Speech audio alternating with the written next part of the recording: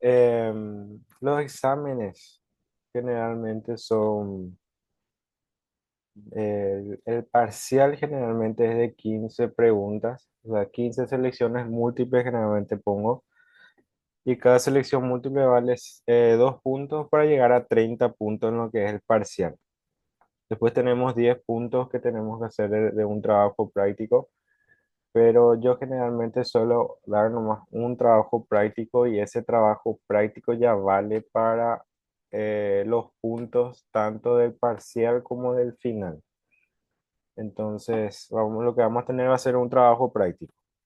Ya, ya va a depender de ustedes si es que quieren hacer con exposición o quieren hacer solamente eh, eh, quieren entregar netamente lo que es el trabajo, solamente que si es con exposición, capaz y sea un poquitito más corto el trabajo que les voy a dar, y si es sin exposición, capaz sea un poquitito más largo, un poquitito, voy a necesitar que sea un poco más completo.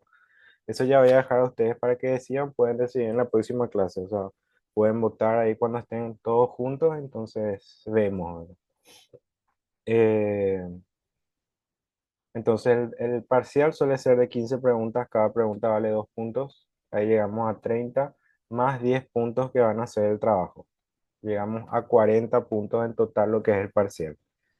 Y para el final vamos a tener 50 puntos de lo que es el final, el examen final. Van a ser 25 preguntas de 2 puntos cada uno y 10 puntos otra vez del trabajo, que va a ser un único trabajo. Ese único trabajo, si hacen bien, ustedes ya van a tener 20 puntos asegurados, ¿verdad? Que generalmente siempre tienen 20 puntos, o sea, hasta ahora nunca le saqué ningún punto a nadie, ¿verdad? Entonces, por ese lado, por el tema de los exámenes y cosas así, conmigo no se estresen. No, no, no se estresen, o sea, yo voy a tratar de ayudarle en todo lo que pueda a ustedes, entonces no se preocupen, hermano. Eh, Profe, decime. eso no se estresen, ya escuchamos varias veces de otros profesores y después a la hora del examen o lo que sea, nos mataron. No, pero conmigo, en serio, no se estresen. Van a saberlo. O sea, Matemática, no se preocupen, no se estresen, y ahora yo caléndole y no, ejercicio. pero matemática es todo ejercicio y cosas así. El mío es todo selección múltiple. El mío, fuera bola, y les soy sincero, y si les miento, después échenme en cara. Que no Voy se a tiene que grabar, voy a preocupar. grabar. Mira, está lo grabado ahí en la plataforma, pero grabar nomás otra vez igual por las dudas. Gracias, profe, gracias. Eh, entonces, hoy es online, la próxima clase es presencial. Yo también suelo, pe- Sí, sí, suelo, porque suelo pedirle a ratito de silencio. silencien su micrófono, compañeras. Ahí está. Yo también suelo pedirle a mis alumnos que descarguen una aplicación que se llama Kahoot. Voy a poner también ahí en el nombre, en el chat, para que puedan ir descargando. No es tampoco obligatorio, pero me gustaría, ¿verdad? Que puedan ir descargando porque yo suelo hacer, cuando tengo clase presencial, al terminar la clase, es como un repaso de lo que dimos ese día, pero es como un juego, es un juego realmente, es un juego, es un quiz y donde te sale una pregunta y te salen varias respuestas, uno tiene que elegir y dependiendo que si responde bien y si responde más rápido va llegando, va ganando más puntos, ¿verdad? Y yo generalmente en mis exámenes también me baso mucho en las preguntas que pongo ahí en el Kahoot, ¿verdad? En ese juego. Entonces me gustaría si es que pueden también descargar, pero para la próxima clase, ¿verdad? O sea, y vamos a ir usando en las clases presenciales, ¿verdad? Al final de la clase. Y los tres primeros, obviamente, porque al terminarle la ronda de preguntas, sale en la aplicación quiénes son los tres mejores, o sea, los que ganaron más puntos. Y generalmente yo suelo llevar, qué sé yo, algo para los tres primeros, ¿verdad? Entonces, eh, me gustaría, ¿verdad?, que puedan descargar. Entonces, no sé si tienen alguna consulta hasta ahora de lo que es la evaluación de lo que va a ser todo ese proceso. Si no tienen ningún tipo de consulta, vamos a empezar con la clase. Clarísimo todo, profe. Ratito porque alguien me escribió. Excelente la explicación, profe. Estamos todos de acuerdo.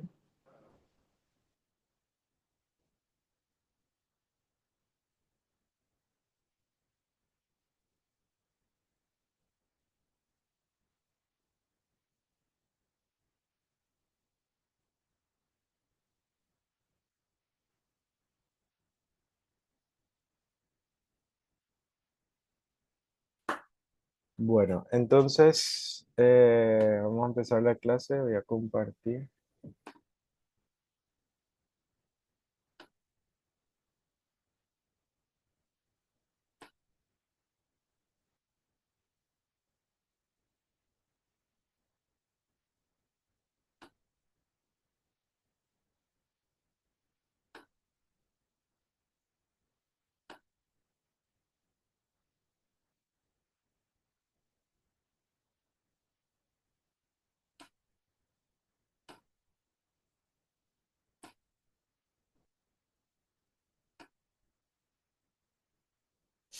Bueno, entonces vamos a empezar con lo que es un poco de generalidades de la microbiología, que seguro que todos en algún momento habremos escuchado un poco lo que es la microbiología.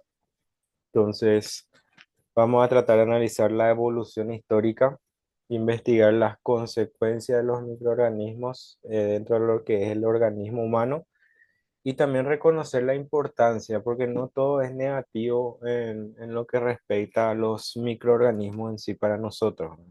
Hay algunos que son muy perjudiciales, pero también hay otros que son muy beneficiosos para nosotros en nuestro día a día. Entonces, la microbiología es la rama de la biología que se encarga del estudio de los microorganismos, o sea, que son seres muy pequeños para que nosotros podamos verlos a simple vista. Y dentro de lo que es la microbiología, o sea, dentro de lo que es el campo de la microbiología y todo lo que estudia, hay algunos que son, o sea, están los grupos más importantes que son las bacterias, los virus, los hongos, los protozoos y las algas microscópicas, no las algas que solemos ver en los lagos, en los ríos y eso, sino que las microscópicas. La microbiología es fundamental en muchísimas áreas, o sea, no solamente en el campo de lo que es la salud, sino que también es importante en lo que es la agricultura, en lo que es la alimentación. Seguro que habrán escuchado, habrán visto así en algunos alimentos que dicen contienen probióticos, contienen prebióticos, o sea, la microbiología en sí se usa en muchísimos aspectos, en la medicina, ya sea en el tratamiento de enfermedades, en la realización de nuevos medicamentos, los hongos también, los parásitos, sí, más bien prácticamente todos son muy perjudiciales para nosotros. O sea, el tema de parásitos sí no hay algo positivo que nosotros podamos sacar de ese lado. Entonces, un poco de historia cortita, sí, la microbiología comenzó en el siglo XVII con el trabajo de Anton van Leeuwenhoek, ¿verdad? Que quien fue el primero que observó y describió microorganismos utilizando un pequeño microscopio que él inventó, que es muy diferente a a los microscopios que hoy en día se utilizan, ¿verdad? Ya sea en los laboratorios principalmente, que es el que se ve ahí en la imagen, ¿verdad? Donde uno pone una muestra en la parte de arriba, ¿verdad? Donde dice hay material biológico, se coloca ahí la muestra y el observador, o sea, la persona que va a mirar esa muestra se pone de costado, o sea, se mira la muestra de costado. Muy diferente a lo que es hoy en día, que uno se pone prácticamente encima de lo que es el material en el ocular, ¿verdad? Entonces así puede observar la muestra, ¿verdad? Pero mediante ese microscopio se pudo descubrir, ¿verdad? Se descubrió que hay microorganismos, ¿verdad? Que, que tienen distintas importancias, ¿verdad? Para nuestro día a día, ¿verdad? Más adelante, en el siglo XIX, Louis Pasteur y Robert Koch hicieron otras contribuciones fundamentales para demostrar justamente el papel de los microorganismos en lo que es la fermentación de los alimentos, generalmente son el proceso de descomposición, y las enfermedades infecciosas. Cuando nosotros hablemos de enfermedades, tenemos que aprender que hay distintos tipos de enfermedades. Están las enfermedades infecciosas. Cuando hablamos de enfermedades infecciosas, hablamos de enfermedades causadas por algún tipo de microorganismo, ya sea algún tipo de bacteria, algún tipo de virus, de parásito, de hongo, que puede ser, por ejemplo, el COVID, que es una enfermedad infecciosa causada por un virus. El dengue también es causada por un virus. La chikungunya también es causada por un virus. Luego tenemos, por ejemplo, eh, una gastroenteritis, que puede ser tanto viral o puede ser también producido por una bacteria, también puede ser producido por un parásito. O sea, a eso se refiere con enfermedades infecciosas. Y un ejemplo, por ejemplo, algunos ejemplos de enfermedades que no son infecciosas, por ejemplo, está el hipotiroidismo, el hipertiroidismo, la diabetes, la hipertensión arterial, la insuficiencia cardíaca, que no son enfermedades causadas por ningún tipo de microorganismo. O sea, no hay ningún tipo de bacteria, virus, hongo que nos esté causando esa, esa enfermedad. Por ejemplo, la diabetes, bueno, es producido por un exceso de azúcar. La hipertensión arterial puede ser producido ya por muchos factores, ya sea por una falla cardíaca, una falla renal, una falla en la producción de algún tipo de hormona, una falla o secundaria a un cuadro de anemia severo. O sea, puede ser a causa de muchas otras cosas. Pero para saber un poco la diferencia, cuando hablamos de enfermedades infecciosas, son enfermedades causadas por algún tipo de microorganismo, y las enfermedades no infecciosas son las otras enfermedades que no son causadas por ningún tipo de microorganismo. Entonces, los microorganismos, los principales, los que vamos a estar hablando a lo largo de este módulo, van a ser los virus, que son entidades acelulares, o sea, no son células en sí, que necesitan de infectar células de un huésped. El huésped sería el individuo o el animal o el organismo que está en el que entró el virus. Ahora necesita entrar dentro de las células de ese individuo para poder reproducirse o replicarse. Ahora, si el virus no entra dentro de un microorganismo, de un organismo vivo, no se va a poder replicar, no se va a poder reproducir, y tarde o temprano va a terminar muriendo. Luego están las bacterias, que son organismos procariotas unicelulares que pueden tener diversas formas, y las más comunes son las formas de cocos, bacilos y espirilos. Las formas de cocos, como ese es su nombre, nosotros nos imaginamos un coco que es circular, que es redondo. Los bacilos tienen forma de bastones, o sea, son alargaditos, y los espirilos tienen forma generalmente de resorte, en espiral sería. Y luego están los hongos, que incluyen las levaduras y los mohos, que pueden ser tanto unicelulares, que son los microscópicos que generalmente no vemos, y multicelulares, que también pueden ser microscópicos, o también pueden ser las famosas setas, los hongos, esos que nosotros solemos ver en películas, en los juegos de Mario Bros. Y cosas así, ¿verdad? Que son los multicelulares. Luego están los protozoos, que son organismos eucariotas, eh, unicelulares también, que a menudo tienen movilidad propia, a veces no tienen movilidad propia y necesitan del entorno en sí en donde parasitan para poder movilizarse de un lugar a otro e infectar distintas zonas del cuerpo. Y luego están las algas, que son organismos fotosintéticos, que pueden ser tanto unicelulares como multicelulares. Los unicelulares generalmente son los microscópicos, los multicelulares son las algas más complejas, ¿verdad? Que son las que nosotros podemos observar, ¿verdad? A simple vista, ¿verdad? La estructura y función de los microorganismos pueden ser tanto como seguramente vieron en la explicación en esta parte, que había algunos que eran procariotas y otros eran eucariotas. Por ejemplo, las bacterias son organismos procariotas, los parásitos son organismos procariotas. ¿Y qué es lo que le diferencia? O sea, ¿cómo yo sé que es procariota y eucariota? Los procariotas son organismos como las bacterias, ¿verdad? Son más, son células más simples, son células más antiguas. Y la característica principal que tienen este tipo de microorganismos, eh, la característica principal que tiene este tipo de microorganismos es que no tienen en la célula en sí, la célula procariota no tiene un núcleo bien definido. O sea que dentro del núcleo generalmente tiene que estar el material genético de la célula. Al no tener esta célula, la célula procariota, el núcleo se encuentra disperso en el citoplasma, en el interior de la célula. Sí está tipo, sí tengo acá la foto, ahí está.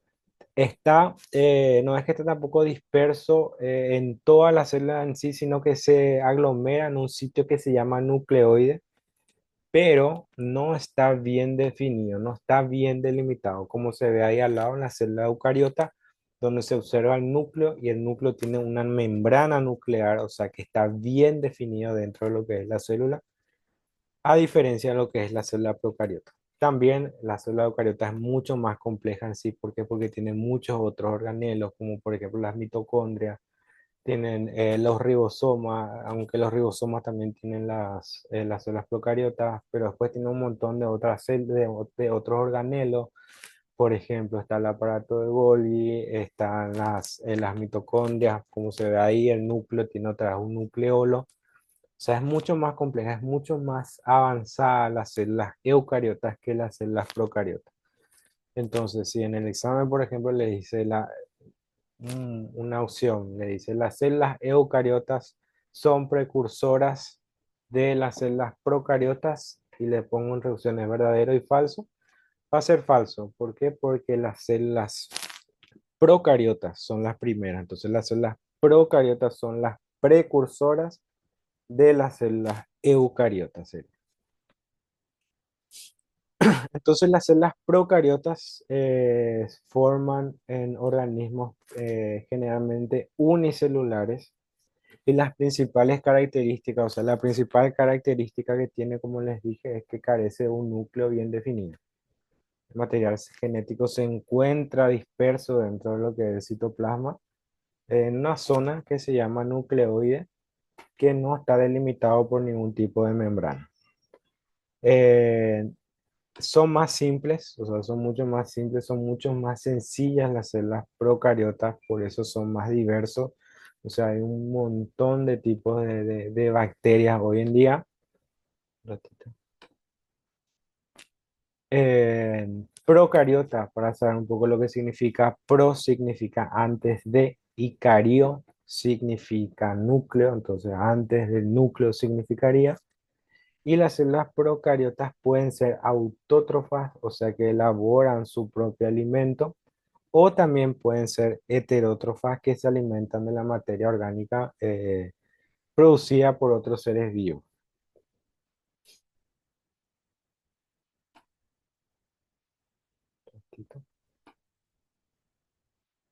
Las células eucariotas, a diferencia, viene del vocablo eu, que es verdadero, y carión, que sería nuez o núcleo, sí.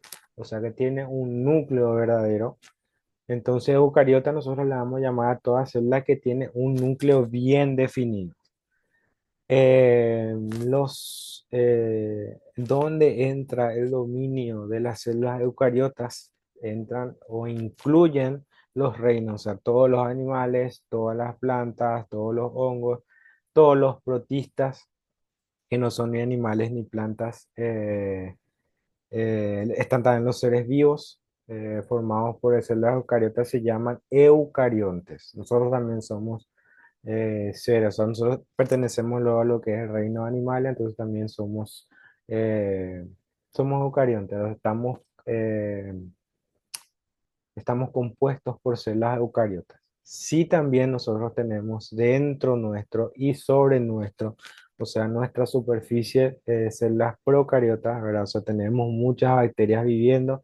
Inclusive se cree que nosotros tenemos más bacterias, ¿verdad? viviendo tanto dentro como fuera nuestro que células propias, ¿verdad? O sea, a ese punto se llega a la cantidad de células de bacterias, ¿verdad? Que hay hoy en día. El material genético, como habíamos hablado, la principal característica es de las células eucariotas que tienen un núcleo verdadero, o sea, tienen un núcleo bien delimitado.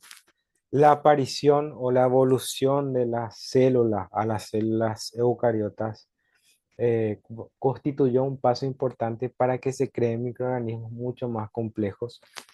O sea, contribuyó bastante en lo que es la evolución de la vida, entonces se pudieron generar los organismos multicelulares y así aparecieron tanto las plantas, los animales, los humanos en sí, ¿va?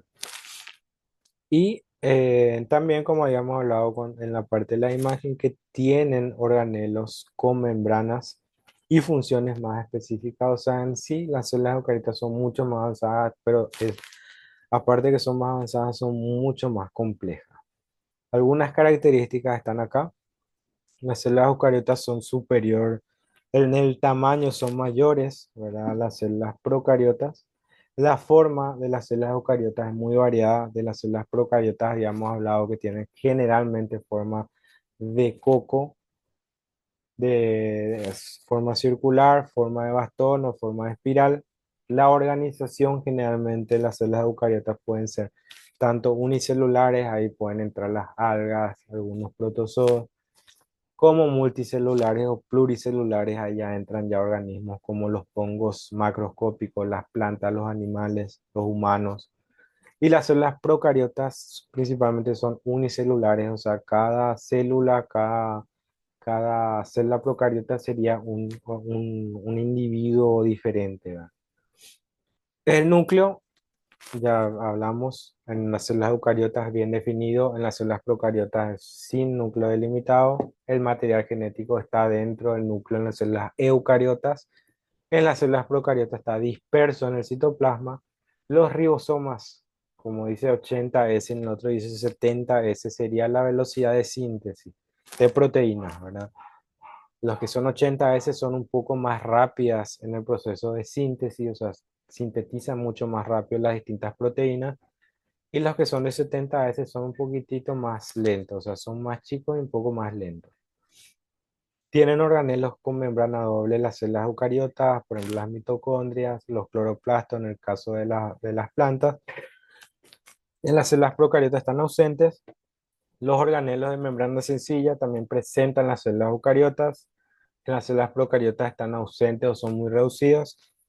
Y la división celular es por mitosis y meiosis en lo que es las células procariotas, mitosis en todas las células prácticamente y la meiosis en las células de reproducción.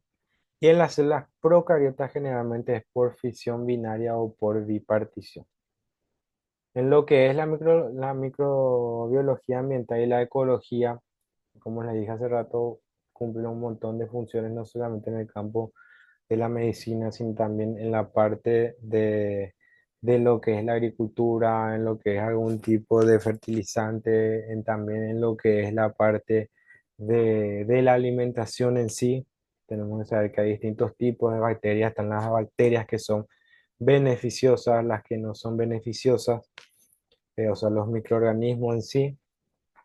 Los microorganismos perjudiciales son aquellos que a nosotros nos van a provocar un tipo de enfermedad. Ahí entran ya sea los virus, los hongos, las bacterias en sí, muchas de ellas, pero hay muchísimas más bacterias que no nos causan ningún tipo de inconveniente a nosotros, sino que son beneficiosos para nosotros, ¿verdad? Está por terminar esta reunión, entonces yo ya voy a salir de este y ya les espero directo en el otro enlace, así terminamos más rápido y ya les puedo liberar. Entonces les espero ya en el otro. Dale, profe. Dale, profe.